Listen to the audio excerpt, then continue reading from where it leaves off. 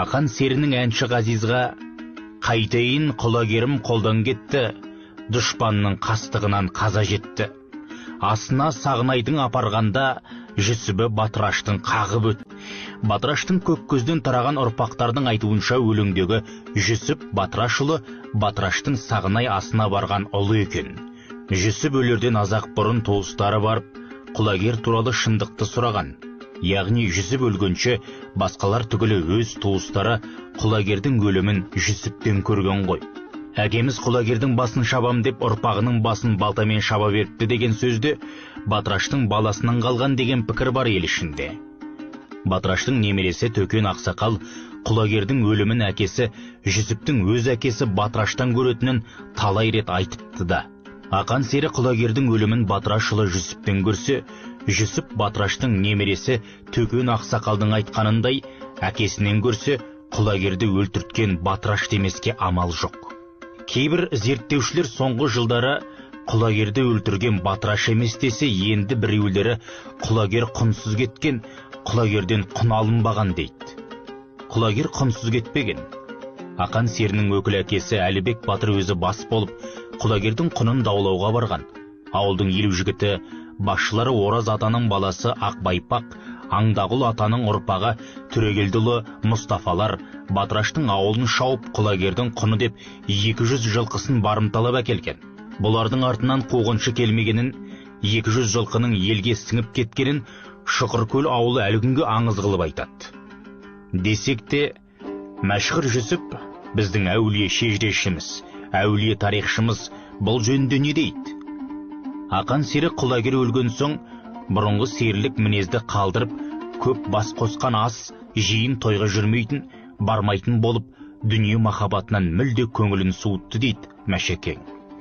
Мәшһүр Жүсіп Ақан серімен құлагер өлгесінде кездескен, сөйлескен. Құлагер тағдырын Ақан серінің өз аузынан естіген кісі. Енді кезекті мәшһүр Жүсіпке берелік. Ақмола мен Көкшетаудың арасын қалың күрсары керей мекен дейді. Сол керейде Паң Нұрмағамбеттің әкесі Сағынайдың асы болады. Ақан серінің құлагері осы асты өлтіріледі. Бұл асқа шақырылған ел бір шеті Торғай, Ырғыз, бір шеті Аягөз, Қарқаралыға дейін, тағы бір шеті Кереку, Баянға дейін, бір шеті Көкшетау, Қызылжарға дейін сауын айтқан. Осы бәйгеге Ақан серінің құлагері де келеді. Ерегіс болып, аттарды 50 шақырым қашықтыққа айдайды. Сол асқа Сармантай, Мұрат жақтан Батыраш, Қотыраш деген ағайынды екі кісінің бәйге бермей жүрген қос бозы да келеді. Олар да сыншыларын ертіп жүреді екен. Сол көзі шыққырлар құлагерді көріпті дейді. Батыраш пен Қотырашқа келіп, құлагерді көрдім. Қанатты құс болмаса, құлагер жер басқан төрт аяқты айуанды оздырмайды. Аттарыңды бұл бәйгеге қоспаңдар дейді. Батыраш пен Қотыраш аттарын қоспай қалуға қорланып, қосуға сыншының сөзінен дағдарып қалады. Енді не істеу керек? Батыраш пен Қотыраш қаныпезер кісілер екен. Аттарын қосатта құлагерді өлтірмек болады. Бәйге атының жолында қалың тоғайлы өзен бар екен. Бәйге аттар қалың талды жарып өтетін тап сол қалыңға Батыраш Қотыраш елінің жүйрік аттарын қарулы жігіттерге мінгізіп, қолдарына бір-бір шоқпар беріп, олар түнде атты айдағанда солармен ілесіп барып, қалың талда жасырынып тұрып, құлагердің қайтуын күтеді. Сондағы мақсаттары келе жатқан құлагерді шоқпармен ұрып жығып өлтірмек. Бәйге аттары қайтатын жеріне жетеді. Аздап тыныс алған соң аттарды жібереді. Жануар құлагердің басқа жылқыдан бір өзгешелігі, шыға тартқанда алдына жылқы түсірмейді. Арттағыларға қарасын шалдырмайды екен. Әбден қызып алғанда шауып келе жатып кісінейді екен. Сол кезде үстіндегі бала тізгінді ердің басына іліп, екі қолмен ердің екі қасындағы қайыс тұтқадан ұстайды. Егер одан ұстамаса, ұшып кететін болған. Қайыс тұтқаны әдейі жасап қойған дейді. Сөйтіп, манаға жауыздар қалың талды қақ жарып, жалғыз өзі келе жатқан құлагерді көріп, өкпе тұстан тың аттармен дүрсе қоя беріп, терге балқып келе жатқан оны шоқпардың астына алып, ұрып жығып, белін үзіп өлтіреді.